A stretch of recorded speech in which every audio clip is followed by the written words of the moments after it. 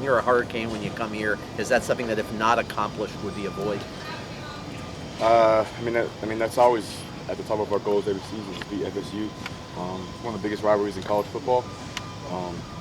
It's a great thing to be a part of, and that's at the top of our goals. Yeah. Brad, how do you keep this week somewhat normal and not get wrapped up in FSU this, FSU that? It's pretty hard to, honestly. Just got, just treat it like just do your normal preparation protocol. Just as a team, as an offense. Don't try to do too much. Don't try to take it off. Just do the same thing that you do every week, and just prepare like you always do. But that being said, though, what does change this week? Obviously there's more awareness and things on campus, things like that. But what else the human condition being what it is, what else changes this week? Yeah, I guess there's a sense of urgency out there. It's week 6. It's week 6 in college football. Week 5 for us. So it's definitely a heightened sense of urgency. We all know what this game is going to entail, so it's definitely a heightened sense of urgency out there. They've had 2 losses already. They're reeling, obviously, from the way they lost on Saturday. You're going to get a very desperate Florida State team, probably in the same way you guys have gone into games against them the last couple of years as well. Just what's that realization like, knowing that they're playing for their season kind of right now? Yeah, in these games, you can throw the pass and throw previous games out the window, throw the passers out the window, because they really don't matter in this game. And anything can happen. And we're treating it the same way that we did last year and the way that we did the 2 years before that. And I think guys still have a chip on their shoulder. Just because we haven't lost yet doesn't mean that guys out here aren't hungry. Guys here still feel the pain that we felt last year and the pain that we felt 2 years ago. I think we're feeling pretty good. Brad, is it easier said than done, not to get caught up in all the hype, though, with all the social media and everything going on? I'm sure you guys have to hear it. I know you guys try to block it out, but you guys are still college kids. Yeah, for me, I just don't have Twitter on my phone. I just check it on my computer every once in a while. But I just don't really pay attention.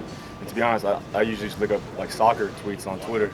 I saw or like sports or baseball or something like that. So just try to just not pay attention to it, because I'm sure anything you tweet and you put on a bulletin board, or some FSU fans is going to tweet to you, or it's just going to be fans drawing back and forth on Twitter. So I try to just avoid it. My coach does the same thing. All the coaches don't even have a clue what's going on social media. So I just avoid it. Yeah. You want to look at this team, you try to tell the younger guys to do the same thing, not to get caught up in all the hype and all the bullcrap. Yeah, it's easier said than done, just because as a younger player, you're more prone to looking at that stuff and read about yourself or searching yourself up on Twitter. But all these young guys who are playing for us, they're pretty far advanced, and they aren't like most freshmen. Mon's not like most freshmen, and neither are the defensive guys, so they understand.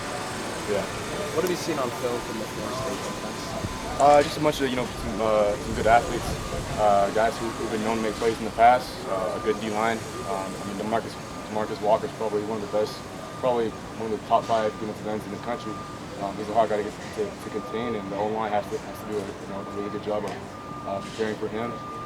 We have a couple of guys they can rotate with their nickels and just in the secondary. So just guys who can make plays and man up, or whether it's man or quarters or cover 2. Just guys who are just fast and can, be ball hogs in a sense.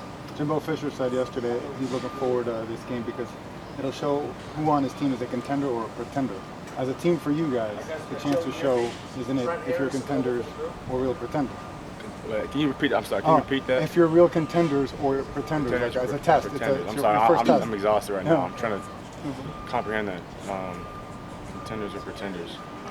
I guess it's this game every year kind of sways the season. So you'd probably agree with that. I'm trying to comprehend. I'm just tired right now. I'm trying to. I'm sorry. Go ahead. Being a Cali kid, you've had to deal with Mother Nature's elements out there. I'm sure you heard all the news that the possible hurricane might be coming here. What's your thoughts on that? How you guys are getting prepared for that if this hurricane does hit South Florida? Yeah, I don't really know. I don't have time to watch TV too much. Like I said, I don't really search up weather stuff on Twitter, so I don't really know what's the status for that. If we get a piece of it, oh well. We've played games in the rain before. We played Duke in the rain, played Georgia Tech in the rain. Played in the snow last year. I mean, we've seen just about everything, so I think our guys are ready. Depending on, I mean, no matter what happens, I think they'll be prepared for it. Brad, we usually ask you this question when it comes to senior week, you know, what it would mean for the seniors, but you guys even think about what it would mean for that group that could come through here and what it would mean to finally get that win against Florida State? Yeah, I mean, it would just mean a lot for everyone, honestly. You know, we haven't beat them in a while, so I mean, this would mean a lot for Coach. This would mean a lot for for our team and for the guys who've been here for 4 years, or even for the guys who are just getting here. And of course, I mean, for the fan base, it's like a pride thing, a Miami pride thing, and it's something that we haven't done in a while. And just to bring that win, back here, would just mean a lot to, I mean, the whole community. Well, you mentioned after the first couple of games against A&M and FAU, they're only 20-30% of the opposition has shown. Is there still more that you have that you haven't?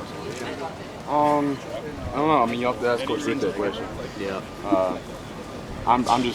I just do my job and do what he tells me to do. So Sure. yeah, sure. The last team obviously didn't get involved last week. Still more that can be called at some point. Do you think for David to get it more involved?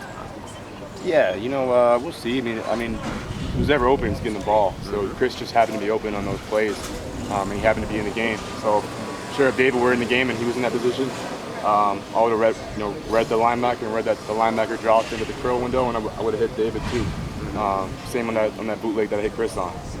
So I mean, it just depends who's open on that certain play.